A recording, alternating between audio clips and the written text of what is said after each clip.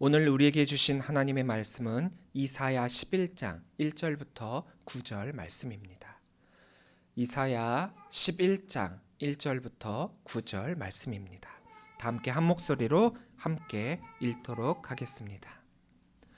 이새의 줄기에서 한 싹이 나며 그 뿌리에서 한 가지가 나서 결실할 것이요 그의 위에 여호와의 영 곧 지혜와 총명의 영이요 모략과 재능의 영이라 지식과 여호와를 경외하는 영이 강림하시리니 그가 여호와를 경외함으로 즐거움을 삼을 것이며 그의 눈에 보이는 대로 심판하지 아니하며 그의 귀에 들리는 대로 판단하지 아니하며 공의로 가난한 자를 심판하며 정직으로 세상의 겸손한 자를 판단할 것이며 그의 입의 막대기로 세상을 치며 그의 입술의 기운으로 악인을 죽일 것이며 공의로 그의 허리띠를 삼으며 성실로 그의 몸에 띠를 삼으리라.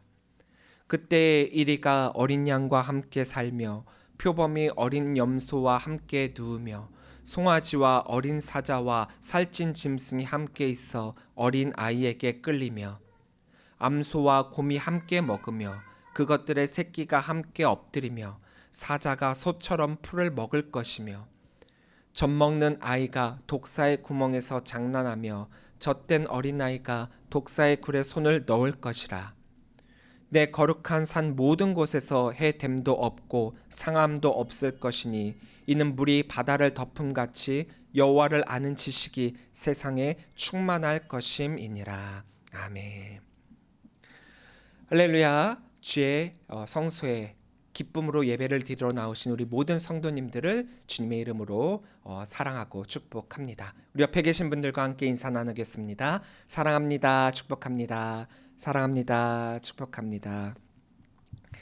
덥다 했던 것이 엊그제 같은데 날씨가 제법 선선해지고 쌀쌀해지고 계절의 변화가 한껏 느껴지는 때입니다. 11월의 마지막 날이고 내일은 드디어 올 한 해를 마감하는 마지막 12월 달이 되게 됩니다. 연말이 되는 이때가 되면 참 마음이 분주해지죠. 교회도 그렇고 사회도 그렇고 마무리를 짓는 어떤 하나의 획을 긋기 위해서 참 마음이 분주해지기도 합니다. 사실 한 해를 마무리한다라고 해갖고 우리 삶에 큰 변화가 생기는 것은 아닙니다. 하지만 우리는 무엇인가 끝을 맺고 또 시작을 한다라고 하는 거기에 늘 의미를 주고 그것을 느끼며 살아가고 있습니다. 이제 12월 달은 항상 우리가 언제나 그랬듯이 한 해를 마감하는 것과 동시에 또 한 해를 시작하면서 대강절의 절기를 우리가 지내게 됩니다. 오늘은 대강절 첫째 주일이죠. 이 대강절은 예수님의 오심을 기대하고 준비하며 기다리는 절기입니다. 이미 2000년 전에 이 땅에 오셨던 아기 예수님의 오심에 대해서 우리가 우리의 기다림의 신앙을 새롭게 배우는 절기요, 또 다시 오실 예수님을 우리가 소망하는 그런 기간이에요. 우리 성도는 항상 BC의 시간 속에서 AD의 오심을 기다리고 있습니다. 매번 기다리는데, 항상 기다리는데 매번 제대로 기다리지를 못합니다. 왜일까요? 사람들은요, 기다림에 익숙하지가 않아요. 기다림을 별로 좋아하지 않습니다. 기다림이란 참 막연하죠. 기쁘고 설레며 소망이 가득한 기다림이다라고 한다면 그래도 어느 정도 그 기다림을 견딜 수 있겠지만 도저히 될 것 같지 않은 것을 기다린다라고 하는 것은 정말 어렵습니다. 그래서 우리는 종종 이렇게 말해요. 아무리 기도해도 될 것 같지가 않아. 내 형편은 이미 끝난 것 같아. 세상이 이렇게 악한데 무슨 변화가 있을 것인가? 나라가 이 꼴인데 이 나라가 변할 수 있겠어? 우리는 이런 말을 참 자주 하게 돼요. 우리의 현실은 때때로 도저히 변하지 않을 것 같은 그런 상황처럼 느껴지게 됩니다. 가정도 그렇고요. 우리의 처지와 상황도 그렇고요. 경제, 건강, 관계 등의 삶의 문제에서도 정말 안 될 것 같은 일들 투성이고 그것들이 내 삶의 앞을 가로막고 있는 것처럼 보이기도 합니다. 하지만 성경은 우리에게 놀라운 복음을 선포하고 계세요. 너에게는 안 될 것처럼 보이지만 하나님께서는 반드시 되어지는 일이 있다. 대강절이 바로 이러한 것을 되새기는 절기예요. 1절 말씀을 우리 함께 읽어보도록 하겠습니다. 이새의 줄기에서 한 싹이 나며 그 뿌리에서 한 가지가 나서 결실할 것이요. 자, 이 말씀이 쓰여진 이사야의 이 시대는 굉장히 영적으로 무너진 시대였어요. 영적 결핍과 더불어서 그 상황은 나라를 빼앗기는, 그 무너지는 그런 상황 가운데 있습니다. 이스라엘의 현실은 너무나도 참혹했죠. 우상이 창궐했고요. 또 정치적으로 타락했으며 도덕적으로는 그 해이가 너무나도 컸던 그런 때입니다. 마치 잘려나간 나무의 그루터기와 같은 삶이, 이 상황이 이 이스라엘의 현실이라는 거예요. 다윗 왕가는 거의 붕괴가 됐습니다. 더 이상 이 왕권이 회복될 기미는 보이지가 않아요. 그래서 사람들의 결론은 딱 하나였습니다. 끝났다. 이 나라는 망했다. 그러나 하나님은 말씀하시죠. 이새의 줄기에서 새로운 싹이 날 것이다. 인간이 보기에는 끝입니다. 다 끝났고 더 이상 소망이 없습니다. 그러나 하나님은 거기에 시작을 심으시고 계세요. 줄기라고 번역한 히브리어 게자는 쓰러진 나무의 줄기 혹은 나무에 베어지고 남겨진 그루터기를 의미합니다. 그러니까 여기에서 말하고 있는 이 줄기는 두 가지의 중의적인 의미를 담고 있어요. 하나는 말 그대로 이새의 후손으로, 줄기로 자손 중에서 싹이 날 것이라는 것. 그러니까 이새의 자손, 즉 다윗의 자손으로 한 싹이 날 것이다 라고 하는 말과, 또 이 말 그대로 이미 베어지고 없어진 그루터기에서 싹이 날 것이다 라는 의미예요. 그루터기에서 싹이 난다라고 하는 것, 인간의 눈에는 불가능해 보입니다. 생각을 해보세요. 이미 커졌던 나무를 잘라가지고 그루터기가 되어서 이제 나무는 없어졌어요. 더 이상 그 자리를 우뚝 굳게 지키고 서 있던 나무가 없어졌습니다. 하지만 이 그루터기에서 싹이 날 수 있다라고, 싹이 난다라고 선포하고 있죠. 사실 나무가 베어진 후에도 뿌리와 줄기가 살아있다라고 한다면 그루터기에서 싹이 날 수가 있어요. 근데 사람들은 이미 단정을 짓죠. 그루터기에서는 싹이 날 수가 없다. 그루터기는 죽은 것 같지만 생명의 가능성을 품고 있습니다. 지금 다윗 왕가는 완전히 무너지고 다 끝났다라고 여겨지는 그런 상황과 모습과 때이지만, 아무런 소망도 가질 수 없어 보이지만 완전히 죽은 것이 아닌 만큼 싹이 난다라는 거예요. 하나님은 바로 그 자리에서 새로운 시작을 만드시는 분이십니다. 사람이 보기에는 더 이상 희망이 없고 절망적이며 가능성이 없는 자리가 하나님이 일하시는 출발점입니다. 아브라함에게 후손이 없었을 때, 요셉이 억울하게 감옥에 갇혔을 때, 모세가 광야로 도망쳐 아무것도 없었을 때, 또 다윗이 아무도 주목하지 않는 양치던 소년이었을 때, 제자들이 갈릴리 어부로 보잘것 없었을 때, 하나님은 안 될 것 같은 그곳에서 시작하셨습니다. 오늘 우리 성도의 삶도 마찬가지입니다.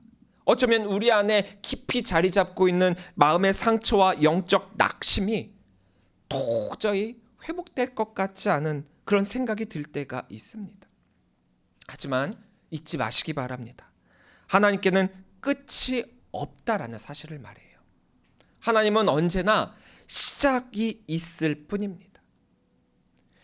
하나님께는 끝이 없어요. 하지만 사람들이 자꾸 하나님과 함께함을 통해서도 끝났다라고 여기는 그 까닭은 무엇입니까? 바로 그루터기 속에서의 생명을 바라보는 것이 아니라 그루터기로 인한 끝만을 바라보고 있기 때문이에요. 하나님은 분명하게 그루터기에서 새로운 시작을 우리들에게 말씀해 주시고 계시는데 정말 이 그루터기에서 새싹이 날 수 있는가? 날 수 있다라는 가능성과 희망을 품고 이 질문을 던지는 게 아니라 날 수 없다라 단언하고 단정 지은 이후에 이런 질문을 하고 있다라는 거예요. 하나님의 역사를 믿지 않는다라는 거죠. 하지만 분명한 것은 하나님께서는 바로 거기에서 새로운 시작을 하고 계십니다.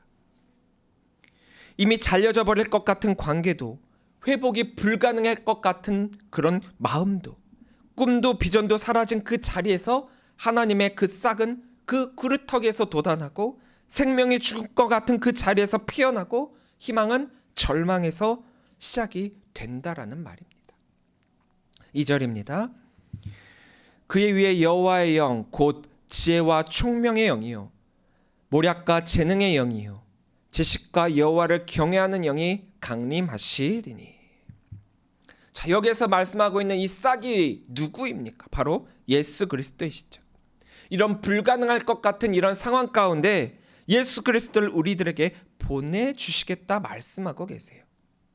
그리고 그 싹은 그런 아주 작은 싹으로 그치는 것이 아니라 싹을 통한 결실을 맺게 될 것인데, 그것이 바로 예수 그리스도를 통한 하나님 나라의 통치라는 거죠.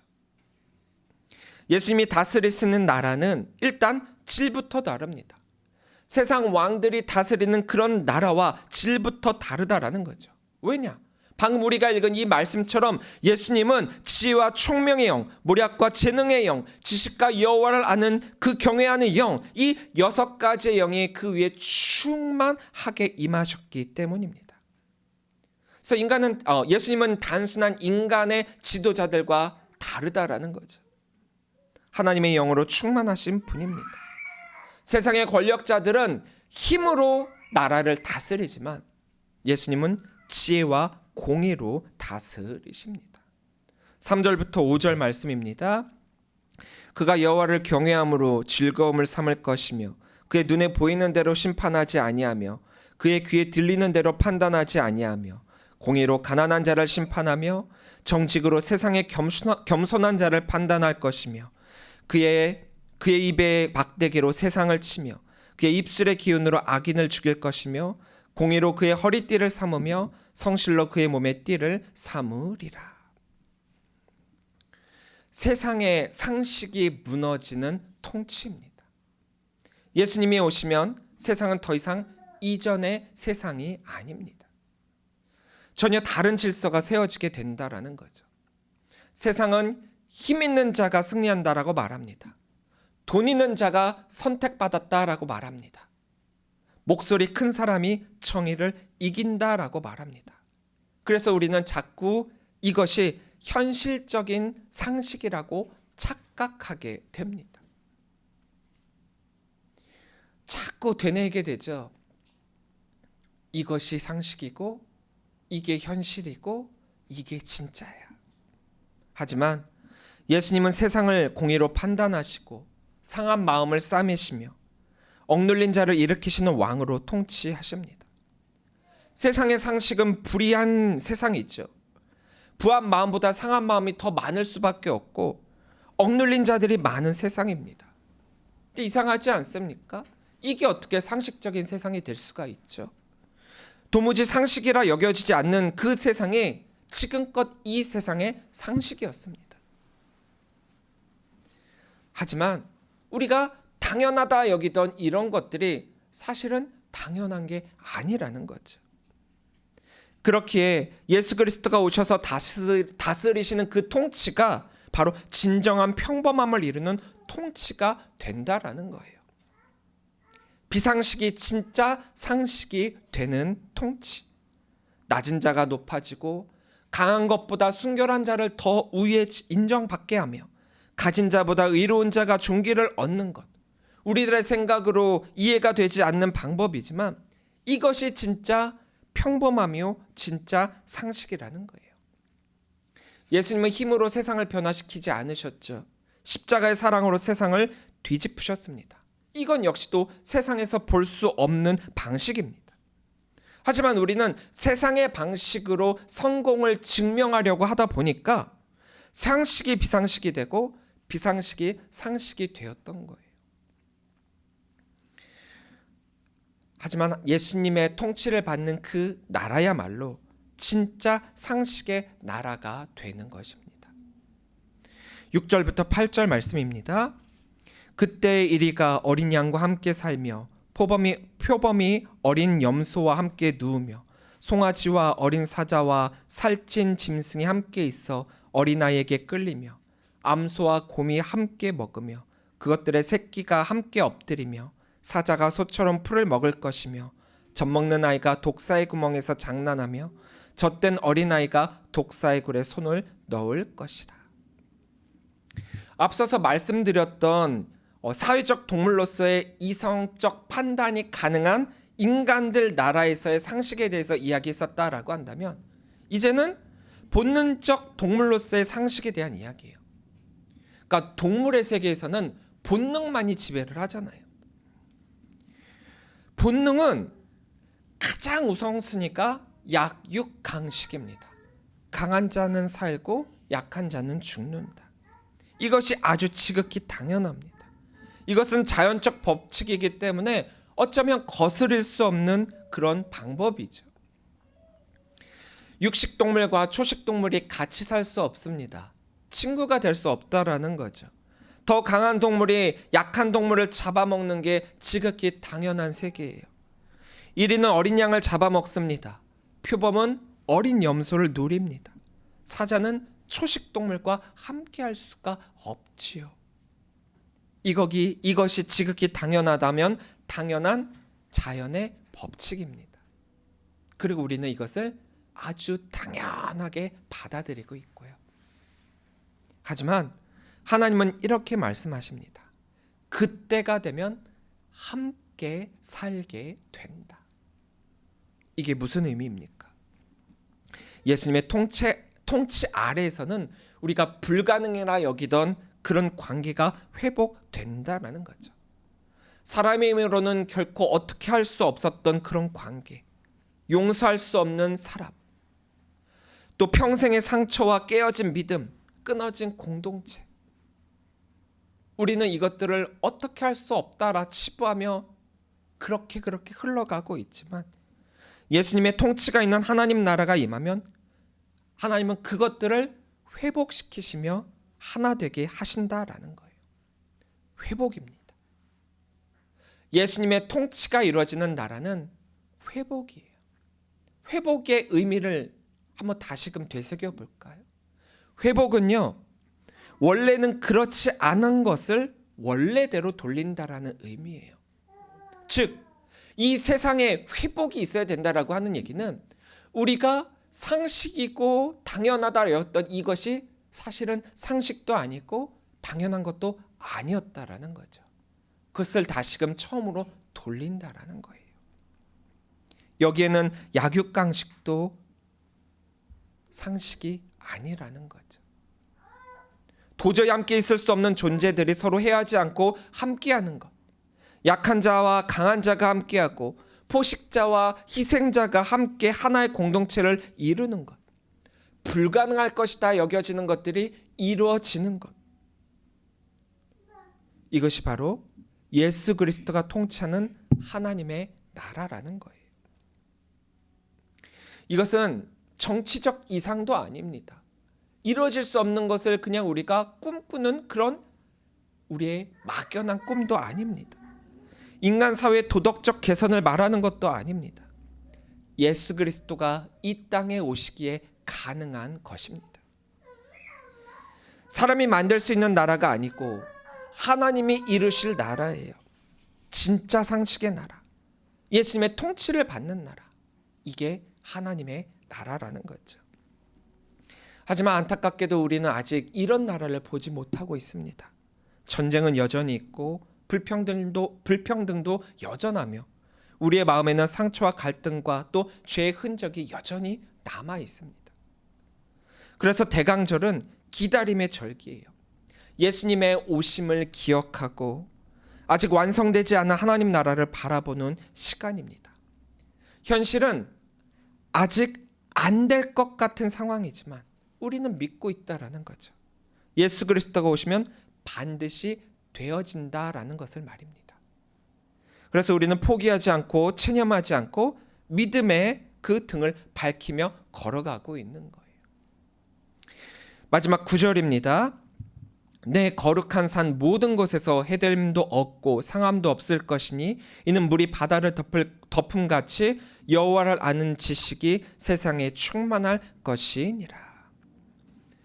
자, 이 말씀은 하나님의 나라는 부분적으로 오는 것이 아니라 세상을 뒤엎을 만큼 충만하게 이루어진다라는 거예요.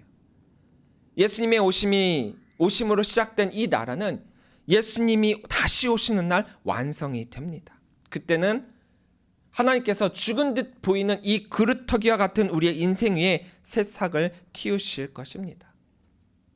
우리는 그것을 바라보며 나아가야 된다라는 거죠. 대강절은 아직과 반드시 사이를 믿음으로 걸어가는 시간이에요. 지금은 아직 보이지 않습니다. 하지만 그날은 반드시 옵니다. 지금은 씨앗의 시간이거든요.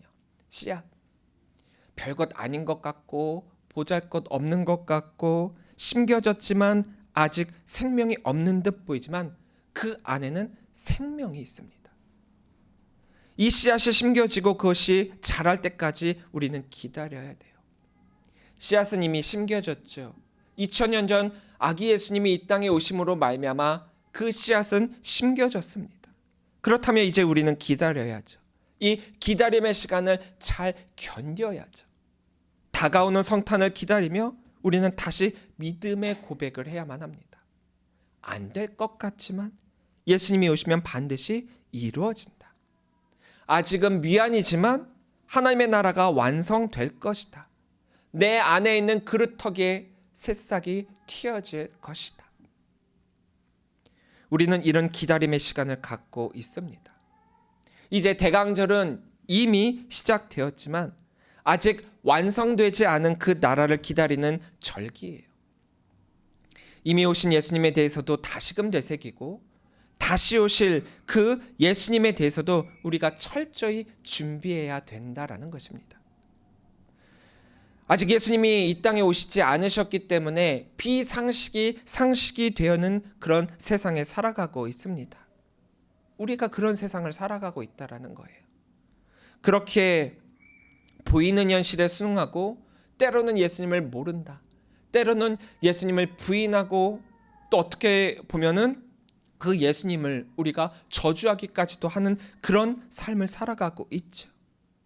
그러나 보이는 세상을 위해 우리가 살아갈 것이 아니라 보이지 않는 하나님의 나라를 더욱 준비해야 될 때입니다. 이러한 준비와 기다림은 회복에서 시작이 됩니다. 특히 교회의 회복, 우리 성도의 회복이 반드시 필요해요. 원래는 그렇지 않은 것이 오늘날의 교회 모습이에요. 회복. 예수님께서 우리들에게 교회를 말씀해 주셨을 때 그 교회의 역할은 무엇이었습니까? 예수님의 오심으로 인해 세워진 이 교회는 오늘날의 화려한 모습으로의 치장이 될 수가 없어요. 세상 사람들 속의 굴림과 마이웨이의 믿음이 아니라는 거죠.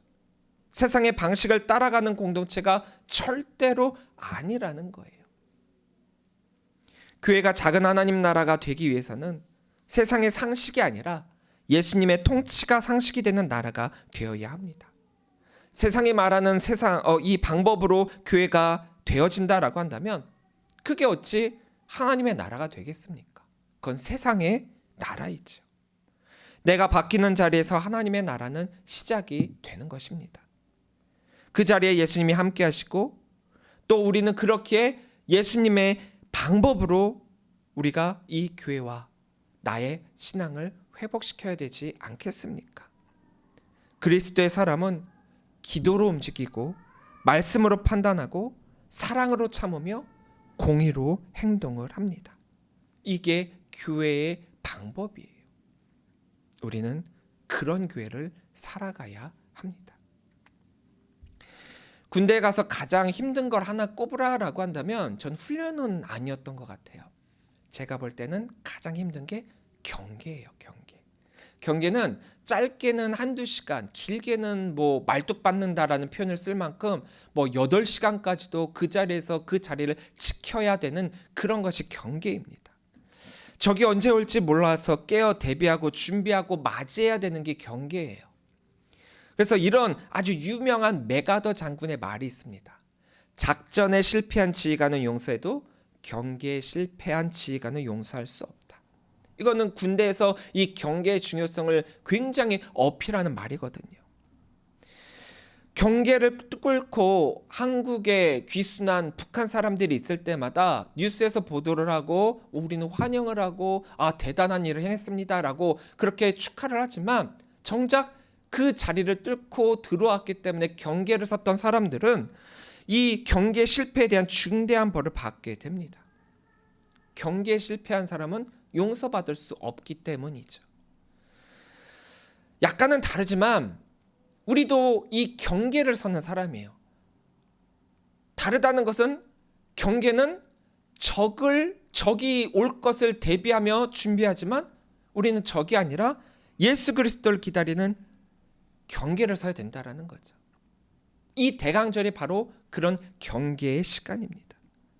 경계를 서는 군인과 같은 마음으로 준비하고 대비하고 맞이해야 된다라는 거예요. 예수님을 기다리는 경계에 우리는 성공을 해야 됩니다. 이 성공의 기쁨은 내 힘으로는 안 되지만, 상황으로는 안 되지만, 사람의 눈으로는 불가능해 보이지만 하나님께서는 반드시 이루신다는 역사를 경험케 합니다.